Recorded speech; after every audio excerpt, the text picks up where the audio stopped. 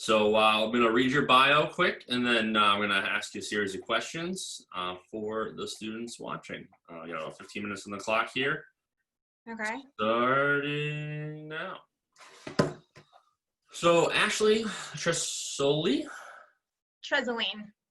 sorry for murdering that. That's okay. Nobody gets it right. Owner of Bella Foodie. Ashley is a Springfield native, grew up with food woven into the fabric of her everyday family life.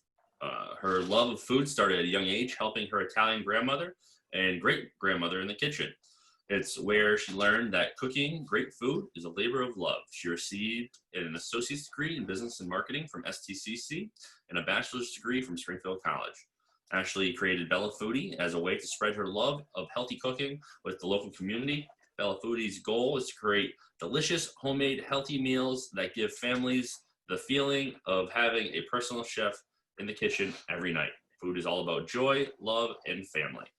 Couldn't agree more, as I'm a foodie myself. I am very excited to hear more about this. And with the first question is, can you share, and I kind of went through a little bit of your career pathway, but could you share your career pathway with everyone here today? So I guess my career path wasn't traditional. Everyone thinks that you go to college and you want to have a career, but that's not exactly what happened to me. I got a business degree from Springfield College, and if you read more on my website, I have MS. So my health was a concern. I did work in finance for a little while, which didn't quite fit the needs I wanted, and I've always loved food. And people have been trying to pay me for my food since I was 16. So when I got sick, I started learning about what food can do for you and for your body, and what it's like to be healthy, and how food contributes to that. So by the time I was in my late 20s, I decided to start a business, and I wanted to help other people and show them that healthy food can help you be well. Absolutely, for sure. And so with that, and having created that business, what are some of the success habits that you see yourself really trying to abide by? So one of the major things that keeps me sane, especially when I'm juggling multiple projects, multiple clients, is lists. I have lists for everything. I have them color-coded, I have them on my calendar, I have them task bars in my email, I color-coded my clients' emails. I know it sounds a little crazy and a little OCD, but until you separate everything, because when you're running multiple projects and there's like 10 people emailing you for one project and another 10 for another, if you don't stay organized, something's gonna fall from the cracks, especially since it's just me in my business and I don't have other people. So organization. Absolutely. So, with owning your own business, there's obviously a lot of successes and great times, but there's also some times that aren't as good. Has there been some mistakes over your career that you've made that you've been able to learn from, or that students might be able to learn from as an experience? So I don't like to call them mistakes. I like to call them learning experiences.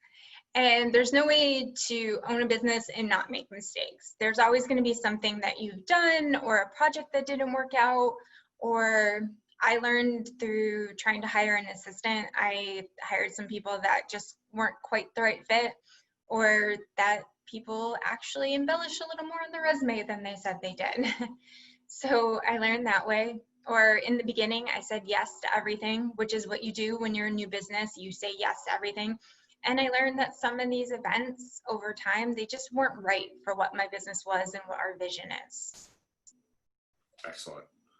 So with being the sole leader of your company, what does it take to be a good leader, especially when you're a man of one? Oh, you froze for a second. What was the question? So with owning your own business and being really the only leader within your company, what do you do to be a good leader for your own business and for yourself?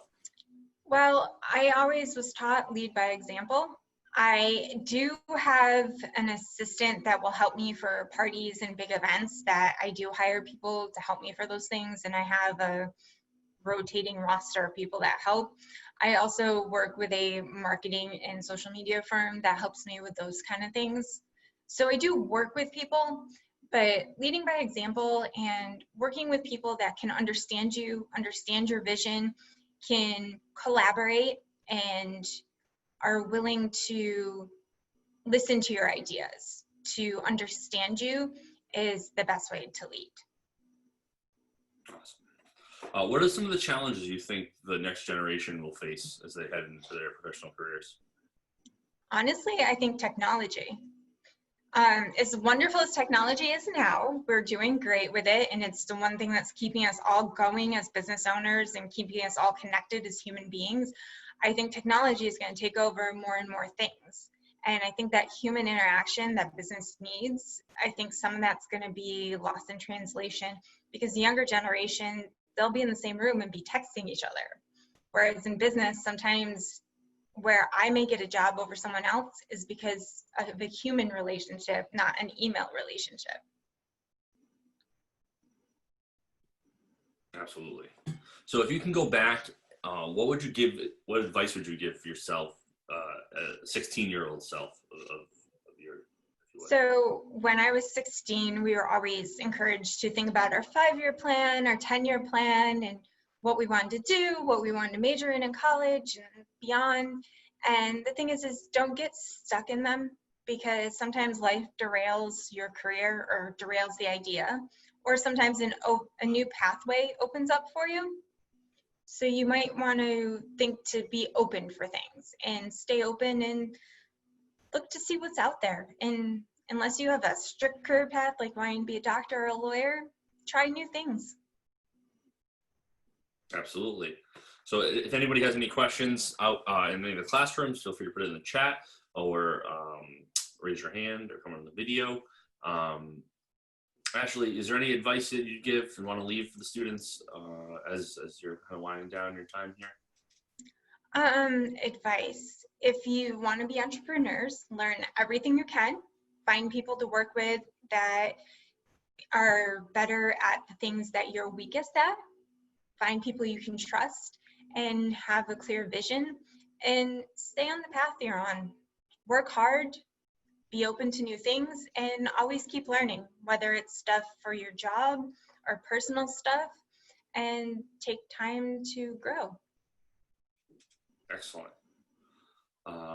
One more question here. What do you decide on cooking every day for yourself when you're cooking for everybody else all the time? Yeah, that's a hard one sometimes, because I'll spend like 12 hours cooking for other people, and then at the end of the night, I'm like, oh, what am I going to cook for myself? So I'm really big in meal prepping.